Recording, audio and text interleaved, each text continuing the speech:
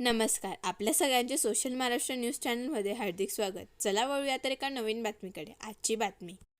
मनसे अध्यक्ष राज ठाकरे आणि शिवसेना उद्धव बाळासाहेब ठाकरे पक्षाचे अध्यक्ष उद्धव ठाकरे हे एकत्र येणार का, याची चर्चा गेल्या 2 दिवसांपासून महाराष्ट्राच्या राजकारणात रंगत असताना आता या दोघी नेत्यांनी एकत्र येण्याची मागणी स्थानिक कार्यकर्त्यांकडून देखील केली जात आहे.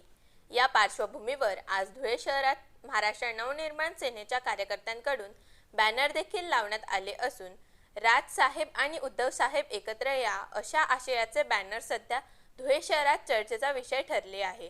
शहरातील संतोषी माता चौक परिसरात लावण्यात आलेले हे बॅनर नागरिकांचे लक्ष वेधून घेत असून दोन्ही नेत्यांमधील वादाची भिंत पडून प्रेमाचा नवीन बंगला उभा राहावा, तसेच महाराष्ट्र आणि मराठी बांधवांच्या हितासाठी दोघी नेत्यांनी एकत्र यावे अशी मागणी कार्यकर्त्यांकडून करण्यात आली.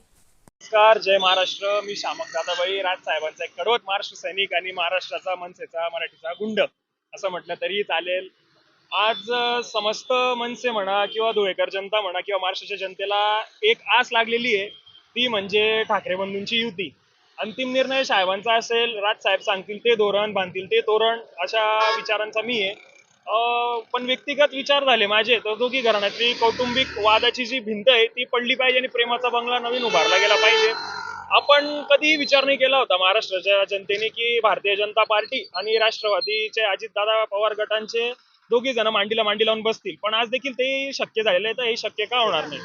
आणि शेवटी ठाकरे गट असो की म्हणजे शिवसेना असो किंवा मनसे असो, दोघींचे विचार कुठेतरी सारखेच आहेत, दोघींचा आदर्श एकच आहेत, ते म्हणजे माननीय बाळासाहेब ठाकरे.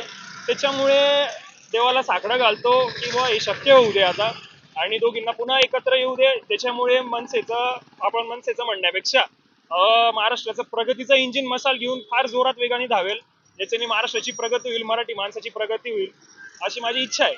बातमी आवडल्यास चॅनलला लाईक व सबस्क्राईब करा व दररोज अशा नवनवीन बातम्या पाहण्यासाठी चॅनलला फॉलो करा. धन्यवाद.